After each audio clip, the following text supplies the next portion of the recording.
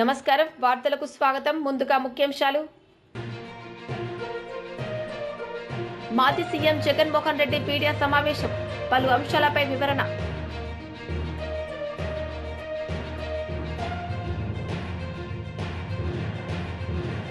కాంగ్రెస్ ప్రభుత్వం తెలంగాణ ప్రయోజనాలను తాకట్టు పెట్టేందుకే ఎక్కువ ప్రయత్నం చేస్తోంది. మాజీ మంత్రి సింగిరెడ్డి నిరంజన్ రెడ్డి. మాజీ సీఎం జగన్మోహన్ రెడ్డి మీడియా సమావేశం నిర్వహించారు. సందర్భంగా ఆయన మాట్లాడారు. 76 ఏళ్ల వయసులో ఉన్న ఆయన ఒక ముఖ్యమంత్రి స్థానంలో కూర్చొని ఉన్న వ్యక్తి ఒక టీవీ ఇంటర్వ్యూలో మాట్లాడుతూ ప్రతిపక్షాన్ని భూస్థాపితం చేస్తాడంట. ప్రతిపక్ష నాయకుడు పేరెత్తి ఆయన ప్రతిపక్ష నాయకుడిని భూస్థాపితం చేస్తాడంట. ఆ ఎల్లో మీడియాకి సంబంధించిన ఓనర్, ఆ టీవీ ఓనర్ ఒకడు అడుగుతాడు, ఎప్పుడు భూస్థాపితం చేస్తామని. ఈయన అదిగో మొదలు పెట్టేశాను, చేస్తూ ఉన్నాను, త్వరలోనే చేసేస్తాను ఈయన అంటాడు. ఆశ్చర్యం. 76 ఏళ్ళ ముసలాయన.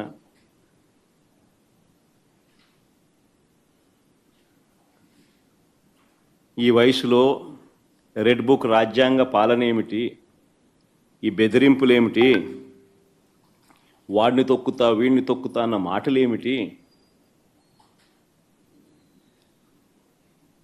ప్రజలు ఏదో దేవుడు ప్రజలు దయదలిచి ఏదో అధికారం ఇచ్చారు. ఇచ్చిన అధికారంతో ప్రజలకు మంచి చేయడానికి పోయి, మంచి చేయాల్సింది పోయి, ఇచ్చిన హామీలను నెరవేర్చాల్సిన బాధ్యతను పక్కన పెట్టి అబద్ధాలతో మోసాలతో పరిపాలన చేస్తూ, వాటి గురించి ఎవరైనా ప్రశ్నిస్తే భూస్థాపితం చేస్తాను అనే మాటలు మాట్లాడుతూ ఉన్నాడు ఈ వ్యక్తి.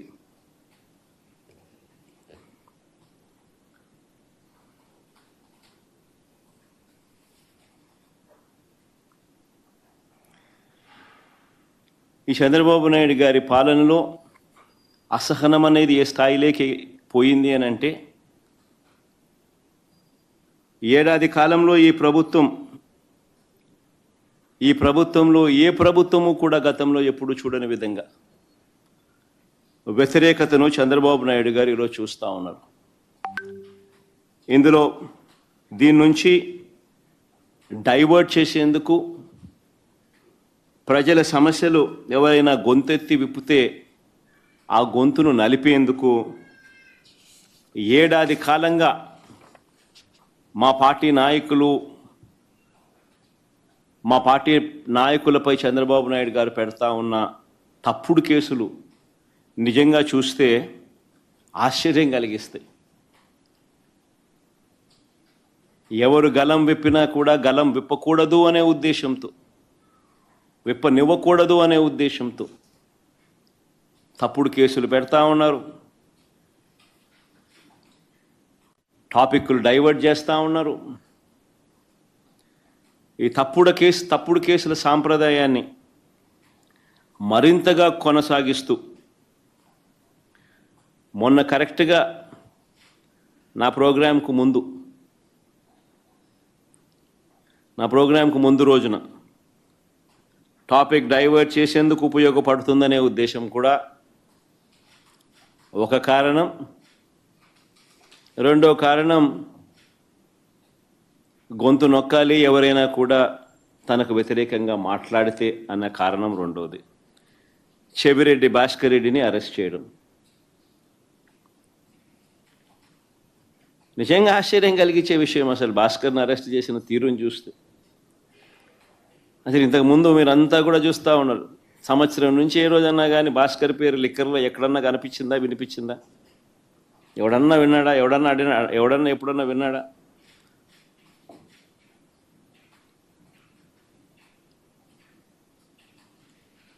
భాస్కర్ని ఇరికిచ్చేందుకోసం తప్పుడు సాక్ష్యాలను క్రియేట్ చేస్తూ ఉన్నారు.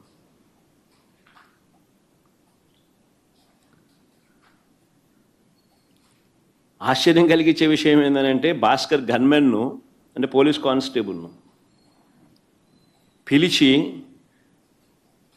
భాస్కర్కు వ్యతిరేకంగా లిక్కర్ స్కామ్ ఏదో ఉంది అని, ఆ లిక్కర్ స్కామ్లో తాను ఏదో ఇన్వాల్వ్ అయి ఉన్నాడని, ఆ లిక్కర్ స్కామ్లో తాను డబ్బులు ఏదో ఉన్నాయని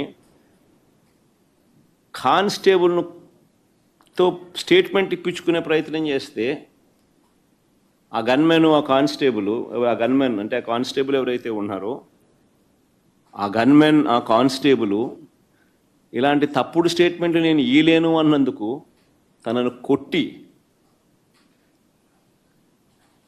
చిత్రహింసలకు లోను చేస్తే ఆ దెబ్బలు తిన్న కానిస్టేబుల్ సిట్టింగ్ కానిస్టేబుల్ డ్యూటీలో ఉన్న సిట్టింగ్ కానిస్టేబుల్ దెబ్బతిన్న కానిస్టేబుల్ ఏకంగా వీడియో తీసి తనకు తగిలిన దెబ్బలన్నీ చూపిస్తూ ఆ దెబ్బలను డిస్ప్లే చేస్తూ జరిగిన సంఘటన తాను చెబుతూ డీజీపీకి లేఖ రాసి గవర్నర్కు ప్రెసిడెంట్ ఆఫ్ ఇండియాకు లేఖలు పంపించినాడు. బెట్టింగ్తో ఆత్మహత్య చేసుకున్న వాళ్లకు జగన్ పరామర్శ చేయడం ఏంటి, వారికి విగ్రహాలు కట్టడం ఏంటి, సమాజం ఎటుపోతోంది అంటూ జగన్పై వైఎస్ షర్మిల తీవ్ర విమర్శలు చేశారు. ఈ సందర్భంగా ఆమె మాట్లాడారు. ఇంకో ముఖ్య విషయం కూడా మీడియా ద్వారా ప్రభుత్వాన్ని అడగాలనుకుంటున్నాం. నిజంగానే మాకు అర్థం కాకే చంద్రబాబు గారిని అడుగుతున్నాం. ప్రజల సమస్యలపై పోరాటం చేస్తే ఆంక్షలన్నీ కాంగ్రెస్ పార్టీకి మాత్రమేనా? మేము రాజధాని మీద పోరాటం చేయాలనుకుంటే మమ్మల్ని హౌస్ అరెస్ట్ చేస్తారు. మేము స్టీల్ ఫ్యాక్టరీ మీద పోరాటం చేయాలనుకుంటే మా దీక్షలను భగ్నం చేస్తారు. ఆంక్షలన్నీ ఉట్టి కాంగ్రెస్ పార్టీకేనా? మరోవైపేమో జగన్మోహన్ రెడ్డి గారు పరామర్శల పేరు మీద బల ప్రదర్శన యాత్రలు చేస్తున్నా కూడా ఎటువంటి ఆంక్షలు ఉండవా? కారణం ఏమిటి? జగన్మోహన్ రెడ్డి గారు మోడీ గారి దత్తపుత్రుడు కాబట్టి ఆయనకి ఏ ఆంక్షలు ఉండవా? కాంగ్రెస్ పార్టీ ఒక్కటే ఈరోజు బీజేపీకి వ్యతిరేకంగా ధైర్యంగా నిలబడి పోరాటం చేస్తుంది కాబట్టి ఒక కాంగ్రెస్ పార్టీ మీదనే ప్రభుత్వం ఆంక్షలు విధిస్తుందా? చంద్రబాబు గారైనా పోలీస్ డిపార్ట్మెంట్ అయినా సమాధానం చెప్పాలి. ఒక కాంగ్రెస్ పార్టీ మాత్రమే ప్రజల పక్షాన పోరాటాలు చేస్తుంది కాబట్టి ఒక కాంగ్రెస్ పార్టీ మీదనే మీ ఆంక్షలన్నీనా? ఇంకోవైపు జగన్మోహన్ రెడ్డి గారు పరామర్శల పేరు మీద బల ప్రదర్శన యాత్రలు చేస్తున్నా కూడా జగన్మోహన్ రెడ్డి గారి మీద ఏ ఆంక్షలు ఎందుకు లేవు? ఒకవైపు జగన్మోహన్ రెడ్డి గారు అక్రమ పొత్తు పెట్టుకున్నారు బీజేపీతో, మోడీ గారి దత్తపుత్రుడిగా ఉన్నాడు, అందుకు ఆంక్షలు లేవా? లేకపోతే జగన్మోహన్ రెడ్డి గారి దగ్గర డబ్బులున్నాయి కాబట్టి బల ప్రదర్శన చేయడానికి జనాన్ని పోగు చేయగలడు కాబట్టి, లేదా పోలీసులను కొనుక్కోగలడు కాబట్టి జగన్మోహన్ రెడ్డి గారి మీద ఏ ఆంక్షలు లేవా? ప్రభుత్వం సమాధానం చెప్పాలి, చంద్రబాబు గారు సమాధానం చెప్పాలి. ఈరోజు నిన్న ఇద్దరు చనిపోవడం జరిగింది. మరి దానికి బాధ్యులు ఎవరు? పోలీసులు 100 మందితో జగన్మోహన్ రెడ్డి గారికి అనుమతి ఇస్తే వేలల్లో 1000కి పైగానే జనం వచ్చారు. మరి పోలీస్ డిపార్ట్మెంట్ ఇంటెలిజెన్స్ ద్వారా మీకు తెలియలేదా? జగన్మోహన్ రెడ్డి గారు వచ్చిన తర్వాత ఈ జనం వచ్చారా? జనం అక్కడే ముందు నుంచే ఉంటే పోలీస్ డిపార్ట్మెంట్కు అక్కడే ఉండి అది గమనించుంటే మరి జగన్మోహన్ రెడ్డి గారు అక్కడికి రాకముందే ఎందుకు ఆపలేదు? కాంగ్రెస్ పార్టీకి మాత్రమే హౌస్ అరెస్టులు చేస్తారా? జగన్మోహన్ రెడ్డి గారికి ఏ ఆంక్షలు ఉండవా? బీజేపీ దత్తపుత్రుడు కాబట్టి, మోడీ గారి దత్తపుత్రుడు కాబట్టి, తెర వెనకాల పొత్తు పెట్టుకున్నాడు కాబట్టి, అక్రమ పొత్తు ఉంది కాబట్టి జగన్మోహన్ రెడ్డి గారికి ఏం చేసినా చెల్లుతుందా? ఇద్దరు ప్రాణాలు తీసినా చెల్లుతుందా? ఏం సమాధానం చెప్తారు? జగన్మోహన్ రెడ్డి గారు ఏం సమాధానం చెప్తారు? చంద్రబాబు గారు ఏం సమాధానం చెప్తారు? పోలీస్ డిపార్ట్మెంట్ ఏం సమాధానం చెప్తారు? జగన్మోహన్ రెడ్డి గారిని కూడా కాంగ్రెస్ పార్టీ సూటిగా ప్రశ్నిస్తుంది. బెట్టింగ్లో ఓడిపోయిన వాళ్ళకి విగ్రహాలు కట్టడం ఏమిటి? వాటికి ఒక పార్టీ అధినేతగా జగన్మోహన్ రెడ్డి గారు వెళ్ళటం ఏమిటి? సమాజం ఎటుపోతుంది? ఎటు తీసుకువెళ్తున్నారు? ఒక నాయకుడిగా జగన్మోహన్ రెడ్డి గారు ఏం చేయాలి? ప్రజల సమస్యల మీద పోరాటం చేయాలి, చంద్రబాబు గారిని నిలదీయాలి, సూపర్ 6 ఏమైంది అని అడగాలి.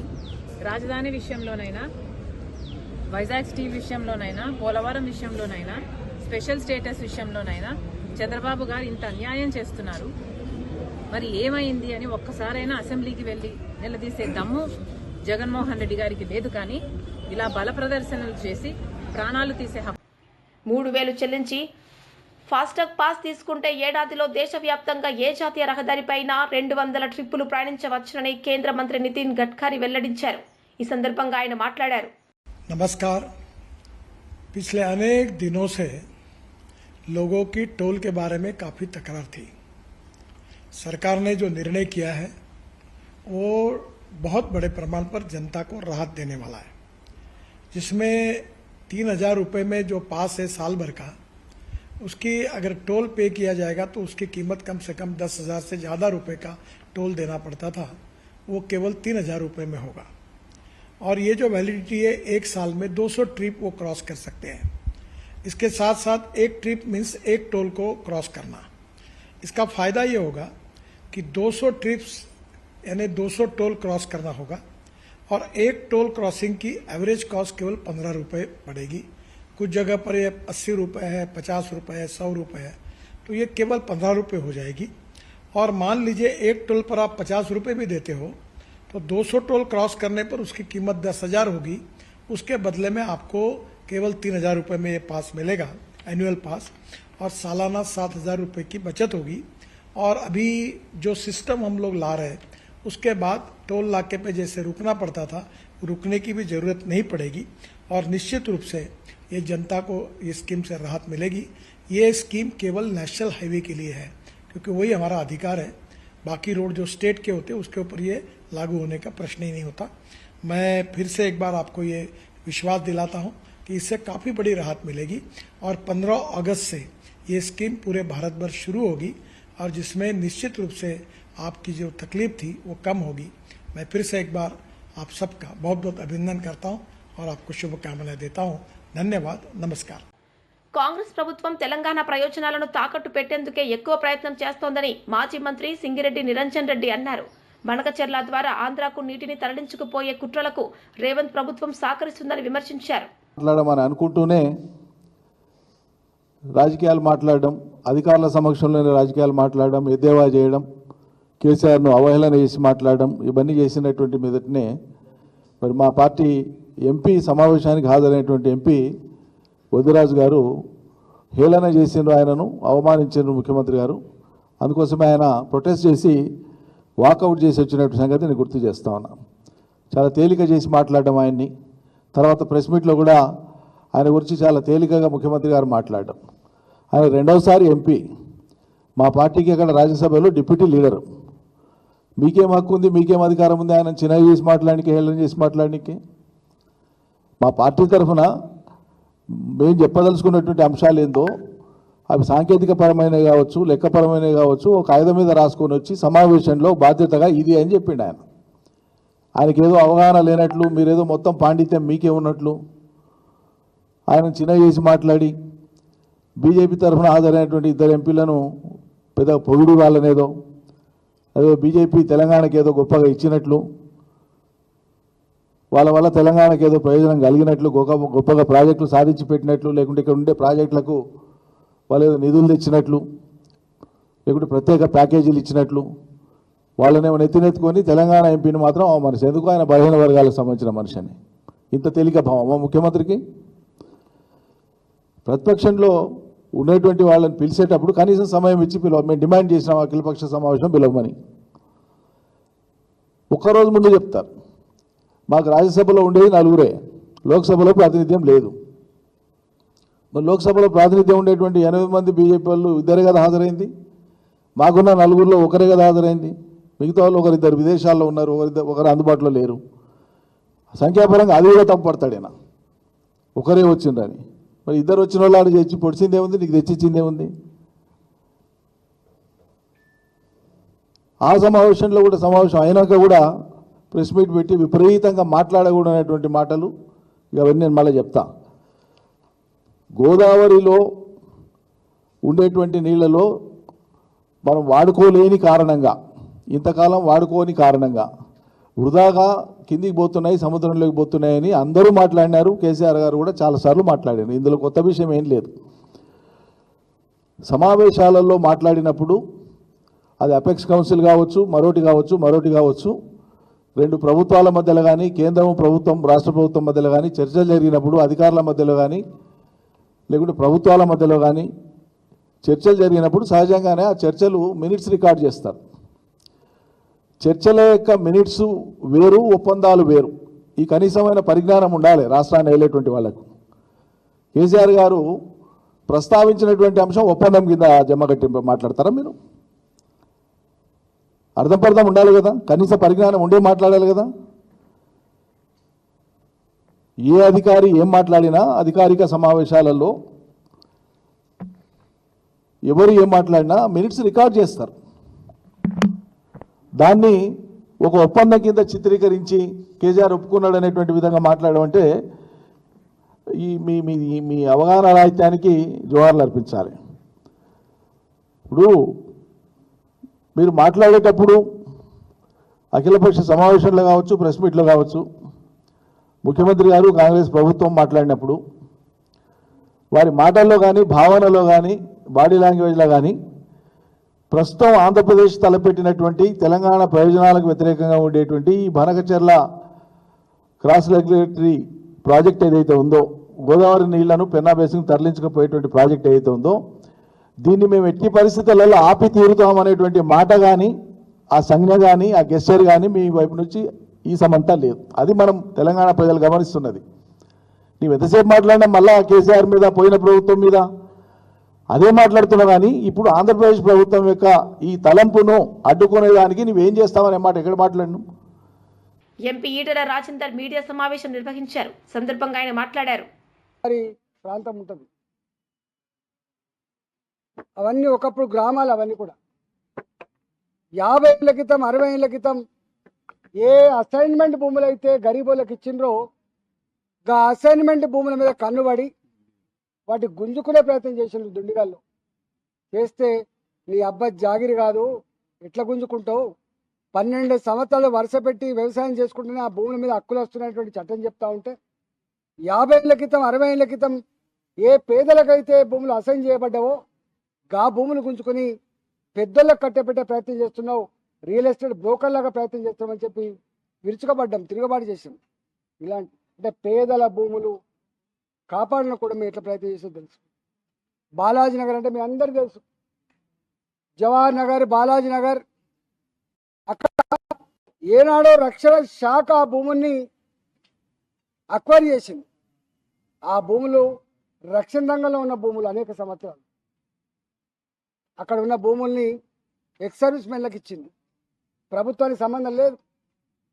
అక్కడ ఎప్పుడో 50-60 ఏళ్ల క్రితం ఆనాటి ఆంధ్రప్రదేశ్ రాష్ట్రంలో లేదా దేశంలో ఉన్నటువంటి పేదవాళ్ళు పొట్ట చేత పట్టుకొని ఉపాధి కోసం వస్తే 40 గజాలలో 50 గజాలలో ఆనాడు జనసంచారం లేనటువంటి ప్రాంతాలలో ఇల్లు కట్టుకున్నారు. ఆ ఇల్లు కట్టుకుంటూ వెలిసిందే జవహర్ నగర్, ఇవాళ బాలాజీ నగర్. 30 ఏళ్ల క్రితం 40 ఏళ్ల క్రితం ఏ కాలనీ అయితే వెలిసినాయో ఆ కాలనీలో కట్టబడ్డ కాలనీకి నోటీసులు ఇవ్వడమే కాకుండా గుడికి కూడా నోటీసులు అంటించిపోయింది. నేను ఒకటే ఈ సందర్భంగా 1 ఇయర్ గడుస్తున్న సందర్భంగా మల్కాజిరి ప్రజానీకానికి నేను ఒకటే విజ్ఞప్తి చేస్తున్నా, ఒకటే హామీ ఇస్తున్నా, మీ కాలుకు ముళ్ళురితే పన్నుతో పీకే సర్వీస్ చేస్తానని, నాకున్న అనుభవంతో సమస్యల పరిష్కారం కోసం ప్రయత్నం చేస్తా అని చెప్పి నేను మాట ఇచ్చి ఇవాళ వాళ్ళ ప్రేమను పొందిన వాడిగా నేను భావిస్తా ఉన్నా. కాబట్టి ఈ పార్లమెంటు పరిధిలో ఉన్నటువంటి పాలక మండలి, ఇంతకుముందు చెప్పినటువంటి పాలక మండలిని కూడా రేపు జరిగేటువంటి విశాఖలో యోగా డే వేడుకలకు భారీగా ఏర్పాట్లు. విశాఖలోనే మంత్రుల బృందం. ఆర్కే బీచ్ రోడ్డులో ప్రధాన వేదిక నిర్మాణం. ఏయూలో ప్రత్యామ్నాయ వేదికల ఏర్పాట్లు. 25,000 మంది గిరిజన విద్యార్థులతో సూర్య నమస్కారాలు. విశాఖ తీరంలో 20-21 తేదీల్లో చేపల వేటపై ఆంక్షలు. ఫిషింగ్ హార్బర్ నుంచి భీమిలి వరకు చేపల వేటపై నిషేధం, మోదీ పర్యటన నేపథ్యంలో భద్రత కట్టుదిట్టం చేశారు. డాక్టర్ బిఆర్ అంబేద్కర్ కోనసీమ జిల్లా అమలాపురం నియోజకవర్గం చల్లపల్లి పంచాయతీ వైరుపేటకు మంచినీళ్లు ఇవ్వాలని మెయిన్ రోడ్డుపై మహిళల ధర్నా. సంఘీభావం తెలిపిన బహుజన సమాజ్ పార్టీ బీఎస్పీ అమలాపురం నియోజకవర్గ ఇన్ఛార్జ్ పాలమూరి మోహన్ బాబు, మాజీ మండల ఉపాధ్యక్షురాలు బడుగుమేరి శ్రీనివాస్, బీఎస్పీ నాయకులు జీడీఎస్ రాజు.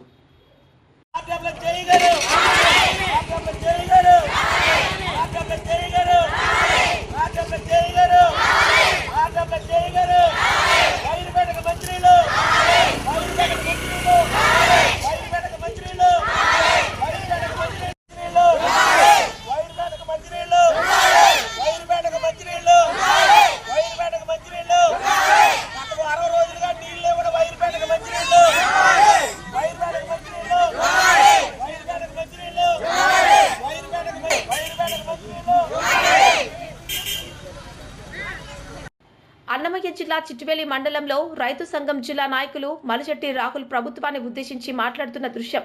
ఈ కార్యక్రమంలో పాల్గొన్న వారు రైతు సంఘం నియోజకవర్గ కార్యదర్శి మలిశెట్టి వెంకటయ్య, రైతులు పాల్గొనడం జరిగింది. గత ఎన్నికల సందర్భంగా కూటమి ప్రభుత్వం రైతు అన్నదాత సుఖీభవ కింద 20,000 ఇస్తామని చెప్పడం జరిగింది. కేంద్ర ప్రభుత్వం 6,000, అలాగే రాష్ట్ర ప్రభుత్వం 14,000 ఇస్తామని చెప్పింది. కానీ ఈరోజు డీకేటీకి, మెట్ట భూమికి, ఇనామ్ ల్యాండ్స్కు, అన్లోన్ వాటికి ఇవ్వడం లేదనేది ఇప్పుడు ప్రభుత్వం చెప్తూ ఉంది. ఇది అన్యాయమైన విషయం. గతంలో వైఎస్ఆర్ ప్రభుత్వం రైతులందరికీ కూడా 7,000 రూపాయలు తన వాటా, కేంద్ర ప్రభుత్వం వాటా 6,000 కలిపి 13,000 రూపాయలు ఇస్తూ ఉంది. ఇదే విధంగా రైతులకు అందరికీ ఇవ్వాలని డీకేటీ అని కానీ, ఇనాం కానీ, మెట్ట కానీ, అన్లోన్ అనేది సంబంధం లేని విధంగానే అందరి రైతులకు అన్నదాత సుఖీభవ ఇవ్వాలి. లేని పక్షాన రైతుల్లో అసంతృప్తి పగిలే అవకాశం ఉంది. అందువలన తక్షణమే దాన్ని ఆలోచించి పునరాలోచించి రైతులకు అన్నదాత సుఖీభవ ప్రతి రైతుకు అందించాలని కోరుచున్నాం. ఎం రాహుల్, మలిశెట్టి రాహుల్, వెంకటరాజుపల్లి, చిట్వేల్ మండల్, అన్నమయ్య జిల్లా. వార్తలు ముగించే ముందు ముఖ్యాంశాలు మరోసారి. మాజీ సీఎం జగన్మోహన్ రెడ్డి మీడియా సమావేశం, పలు అంశాలపై వివరణ.